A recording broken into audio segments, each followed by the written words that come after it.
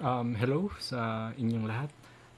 Hello sa inyong lahat. And in this video, subukan naman natin na gawin na mag-develop ng isang calculator, simple calculator in using the program language C# .NET. So, without using conditional statements or classes or objects. So, paano natin gagawin yun? Simple lang. Gagawa tayo ng isang form, kagaya dito, and then i-manipulate lang natin yung properties ng mga elements na nandito sa loob ng form na to. So, let's try ano yung itsura ng ating calculator. Pasintabi na lang dun sa design, pero ito kunyari, nag-input tayo ng number 1 na input ng 1 na 12. Let's say for example, gusto nating mag-multiply 12 times 4 is equals to 48. So, ganun lang. After clear natin to, after mag-input ng unang number, at nag-select ng operator, mawala yung number sa text box na to, and then we can input our second number, let's say for example 36, and then here we can have our output dun sa operations na ginawa natin. So without using conditional statements, so ganito, una natin gagawin, kag-create tayo ng panibagong file. Gagawa tayo ng dito sa file na to, calculator potato, ang gagawin natin is calculator. So, dito sa empty na form natin, ngayon na may form na tayo, lalagay lang tayo ng una, text box, kung saan natin ilalagay yung i-display yung input and output na gustong makita ni user. So, habaan natin siya. And then, let's put multiple buttons para doon ilalagay natin yung number. Alam mo, tanggalin ko lang itong dalawa. I-multiply ko na. Yan. And then 1, 2, 3, tapos lagyan natin na isa pa dito sa gilid para dito. Tapos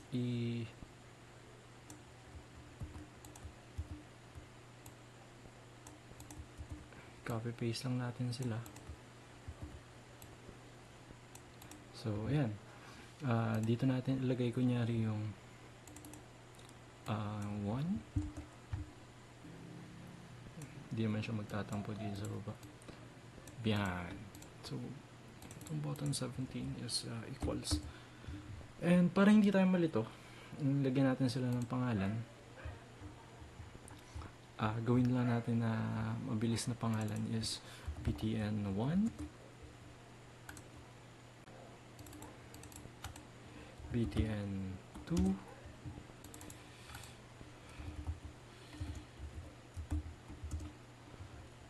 yan. So meron na tayong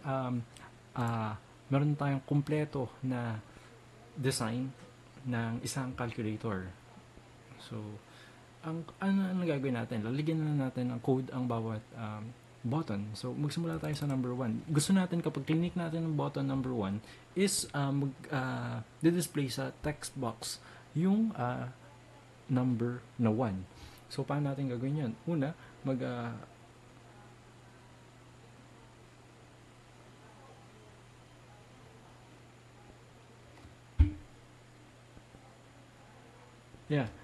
gagawin na natin is i-declare na natin sa text box .text,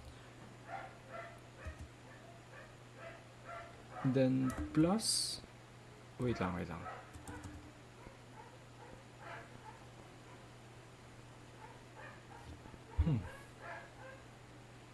Okay. Gusto natin na declare ng isang variable na string, since string ang tinatanggap ng text box, which is papangalan natin number or num. And then ang equals nito is kung ano yung equals ng button natin, which is number 1. So gusto natin na ang string na ito, ang text box is maglalabas ng number 1 kapag ka i-call niya to. So, lagay natin equals 1 equals num.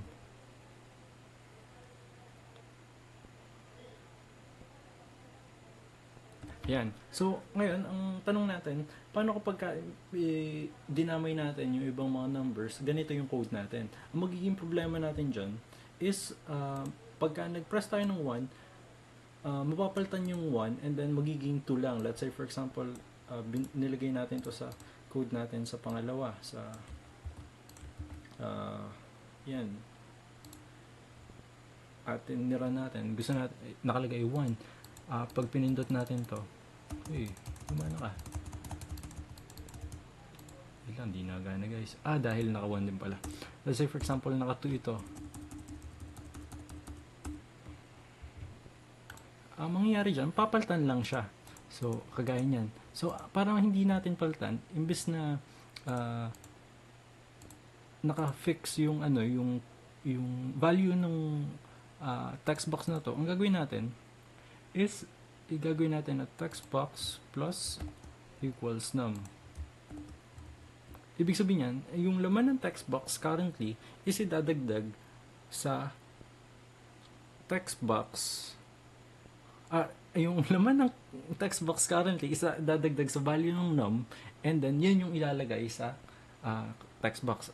In short, ang mangyayari dapat dyan is in a shorthand sa text box, kunyari text box 1 the text equals text box 1 the text plus num. Ganyan yung code niyan. Pinaikli lang itong nasa taas. Okay? So, yun lang. And then, ang gagawin na natin, idadamay lang natin yung buong calculator, magkakatulad lang yung code nila. So, let's say for example, ganyan na yung nangyari, pwede natin silang i-test. So, 1, 2, 1, 1, 2. Yeah, okay. So, gumagana na. Gagawin na natin sa buong sa buong code. So, copy-paste lang.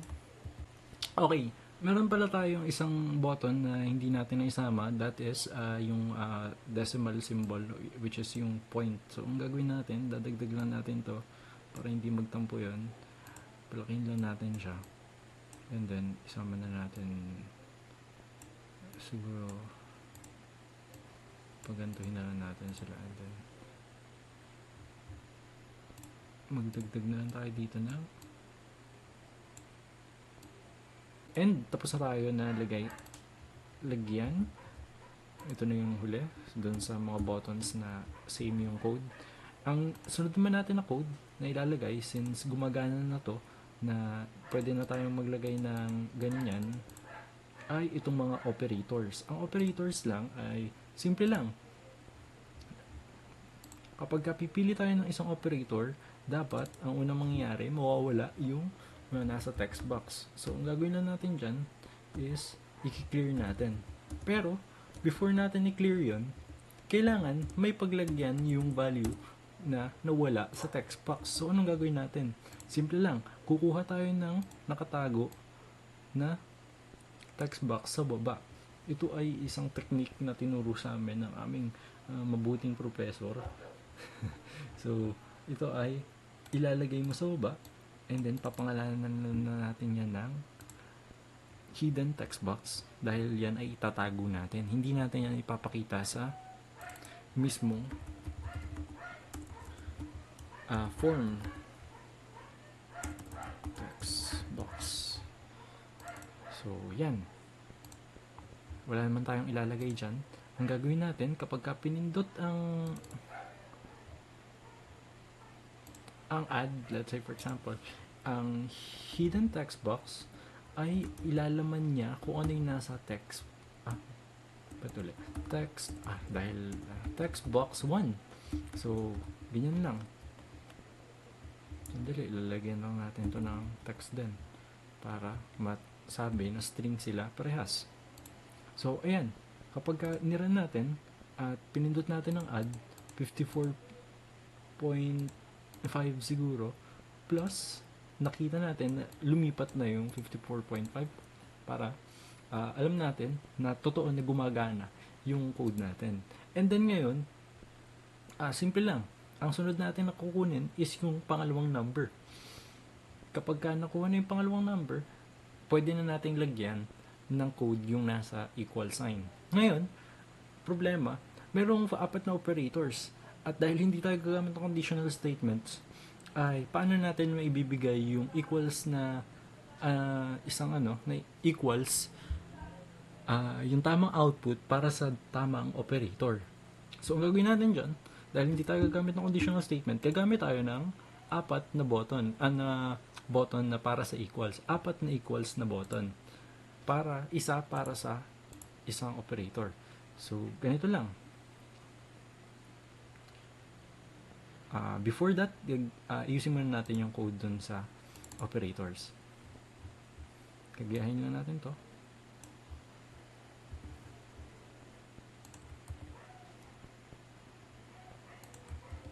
Tapos, okay. Ngayon, okay na yung sa operators natin, doon naman tayo sa equals. Ang gagawin natin, kukuha tayo ng apat na equals. So, itong papangalanan natin dito is hindi button equals lamang. Ang gagawin natin dito, button equals, sabihin natin na sum. And then, dito sa sunod, hindi yata dapat ganito. Hindi text box button. Okay, button lang, button. Pinapahirapan ko naman sarili ko. I-copy lang natin and then i-paste natin sila. 1, 2, 3, 4. Okay, meron na tayong apat na button. Okay, hindi ba nawiwirduhan tayo? Bakit may apat na button? Ang gagawin natin dyan, itatago natin yung tatlo na hindi natin kailangan. Pero pagpapatungin natin sila para hindi halata. So, dito sa button equals, dito natin ilalagay yung code kung saan yung value sa hidden text ay ilalagay natin sa isang variable. Ang variable natin ay num1. Okay, num1 equals kung ano yung nasa hidden text, the text, pero dahil siya ay string, gagawin natin siya na double muna. Kasi baka magkaroon ng, kaya double, dahil baka magkaroon ng decimal, kaya ilalagay natin siya sa isang variable data type na double. Pwede din nating i-convert ang isang string o kahit anong data type gamit ang ganito na syntax, double.parse. Okay? Pwede din na convert.parse. Pero parang mas gusto ko na double.parse dahil mas konti ang tinatype natin. So dito, ilalagay na natin yung result sa text box para makita ni user.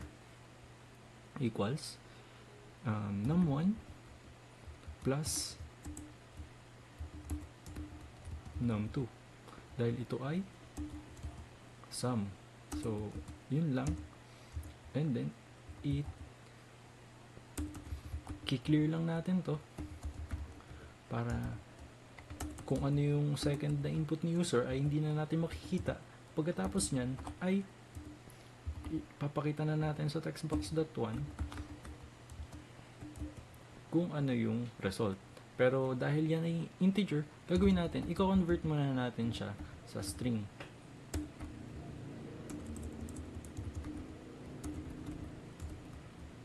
Result. Okay. Yun lang. Ito ang gagawin natin sa tatlo pang natitira na code. Kasi kapag nagkanto na nangyari, 1 plus 1, 2, 12 plus 5, itong equals na ginamit natin, magiging, sandali lang, tama ba?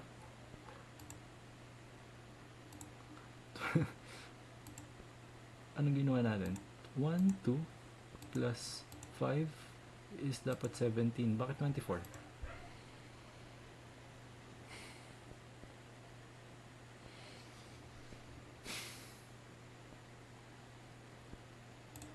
Bakit 7? Bakit 24?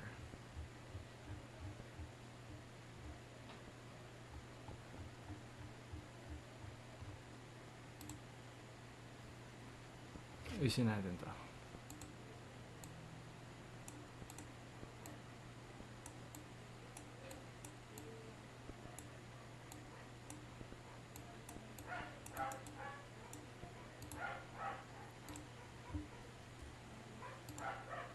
So, 1, 2 plus 9 equals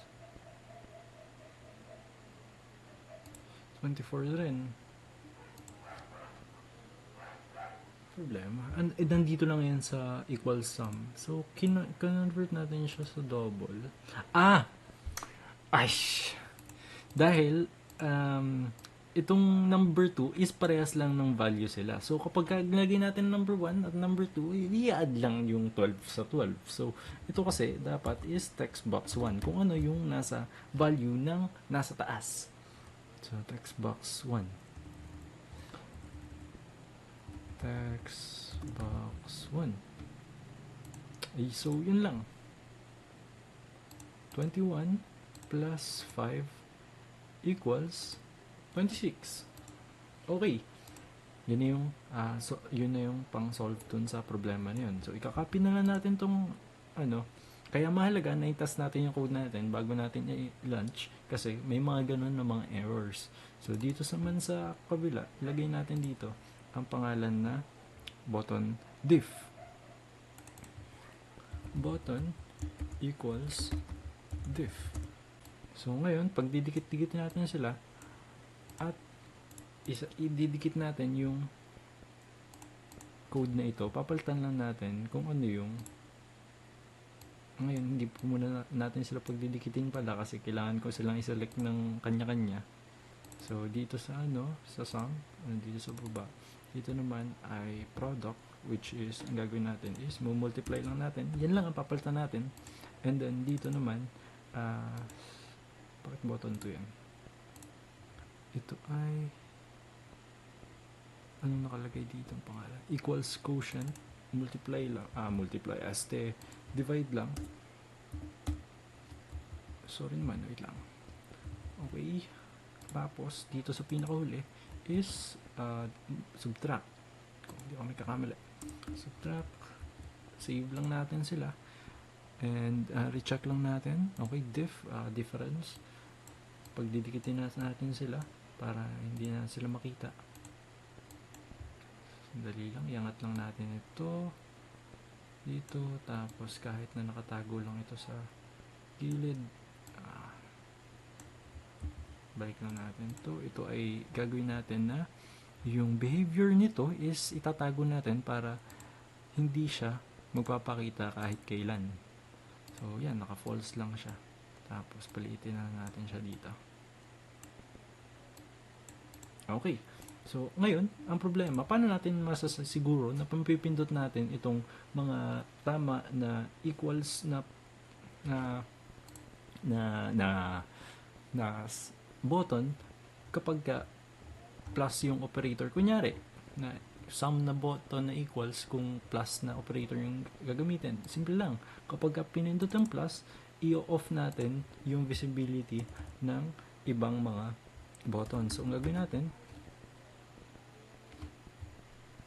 paano kaya to? Button equals diff. So, dahil ito ay that visible equals true. Dahil ito ay add, false pala.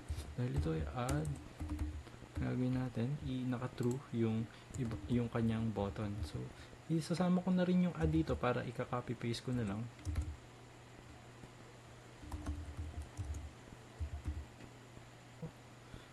Anong mali kaya dun sa button na yan?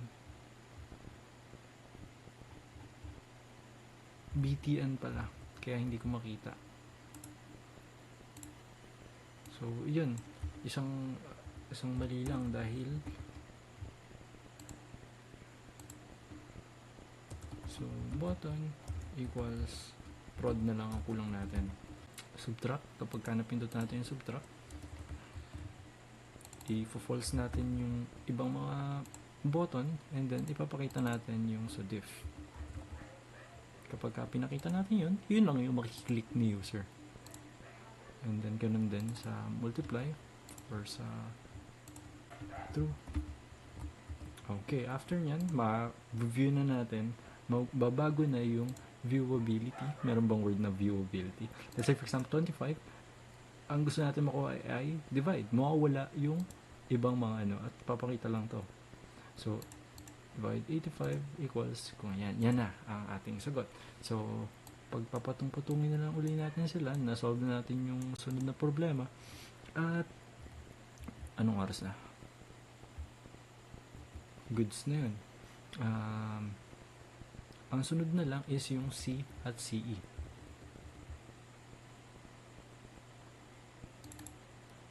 Button.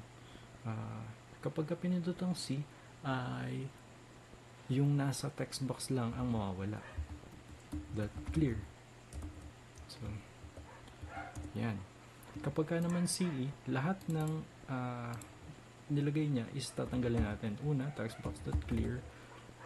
Pati yung nasa, kung meron siyang nilagay na hidden text, ay tatanggalin din natin.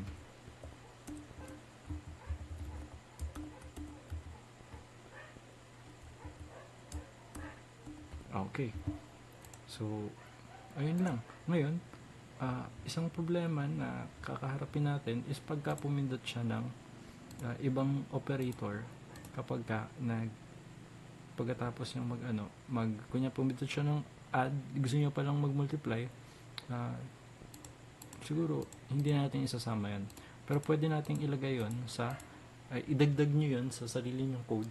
Ang gawin nyo lang is pindutin nyo lang yung i-select nyo lang yung mga buttons na iba, and then i-dot yung property na enabled equals false kapag pinindot nyo kunyari yung isang button, and then para last touch na lang para magpakita yung ibang mga button na equals para makapag create ng iba pang transaction or iba pang equation is ilalagay lang natin doon sa C or CE. Itutrue natin silang lahat.